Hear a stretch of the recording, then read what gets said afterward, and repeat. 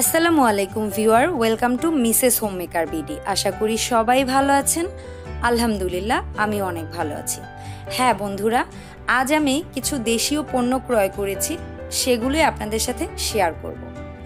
Details বলার আগে আমি আপনাদেরকে বাংলা নববর্ষের অগ্রিম শুভেচ্ছা জানাচ্ছি। প্রথমেই আমি যে পণ্যটি ক্রয় করেছি এটা হলো হোগল পাতার তৈরি একটি ঝুড়ি, আর এর মূল্য মাত্র ৮০ টাকা। আর এই ঝুড়িটি আমি পারচেস করেছি রান্নাঘরে বিভিন্ন ধরনের oil, salad dresser, sauce, soya sauce, কেওড়া জল ইত্যাদি রাখার জন্য।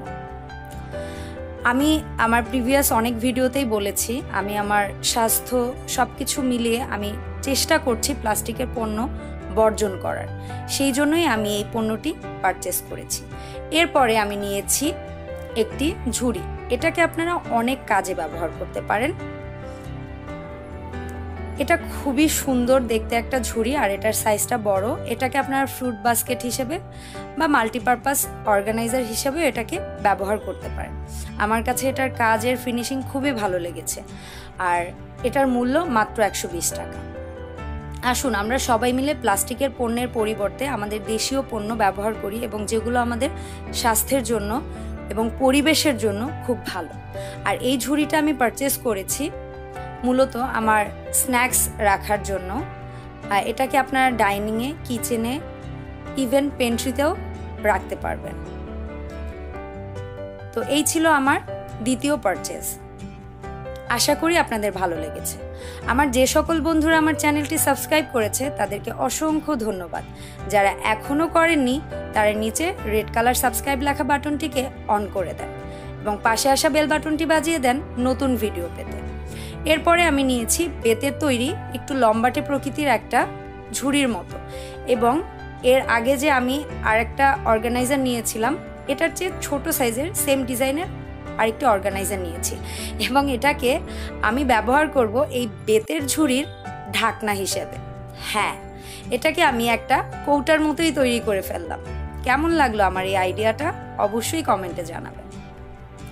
তো আমার এই কৌটাটার মধ্যে মূলত আমি যা যা রাখবো সেটা তো আপনারা দেখবেনই, আর আপনাদেরকে আমি রিকোয়েস্ট করব আপনাদের ব্যক্তিগত জীবনে আপনারা অবশ্যই চেষ্টা করুন যতটা সম্ভব প্লাস্টিক এবং পলিথিন কম ব্যবহার করার, কারণ প্লাস্টিক এবং পলিথিন আমাদের স্বাস্থ্য, পরিবেশ সব কিছুর জন্য ঝুঁকি।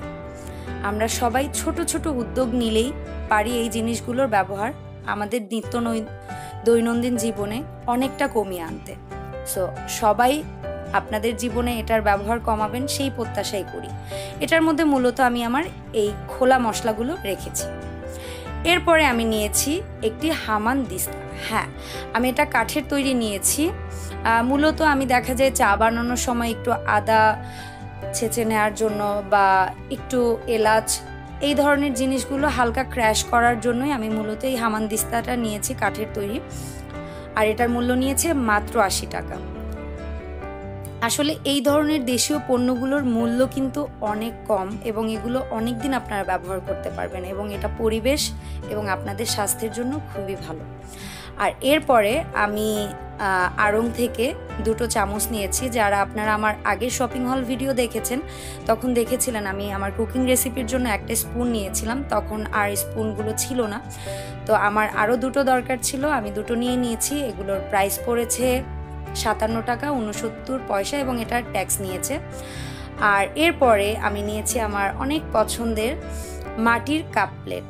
হ্যাঁ, মাটি হচ্ছে এমন একটি জিনিস যা দিয়ে তৈরি বাসন কোসনে আপনারা যদি খাবার খান সেটা খাবারের গুণগত মান 100% বজায় রাখে। তো আশা করি আপনাদের আমার শপিং হল ভিডিও ভালো লেগেছে। এখন কিছু গুরুত্বপূর্ণ কথা বলবো। 1, বাংলা নববর্ষে আমাদের সকলের স্লোগান হোক নিজেকে, পরিবার, পরিজন ও পরিবেশকে ভালো রাখতে আমরা পলিথিন ও প্লাস্টিকের পণ্য ব্যবহার যতটা সম্ভব কমিয়ে দিব। 2, শুধু নিজস্ব সংস্কৃতি আর বাংলা নববর্ষে নয়, বরং জীবনের প্রতিটি দিনই সুস্থ সুন্দর থাকতে মাটি, কাঠ, তামা, কাঁসা, পিতল, স্টিল, কাঁচ ইত্যাদির পণ্য ব্যবহার করব। তো বন্ধুরা, আজ এ পর্যন্তই। সবাই ভালো থাকবেন সেই প্রত্যাশায় বিদায় নিচ্ছি। আসসালামু আলাইকুম, আল্লাহ হাফেজ।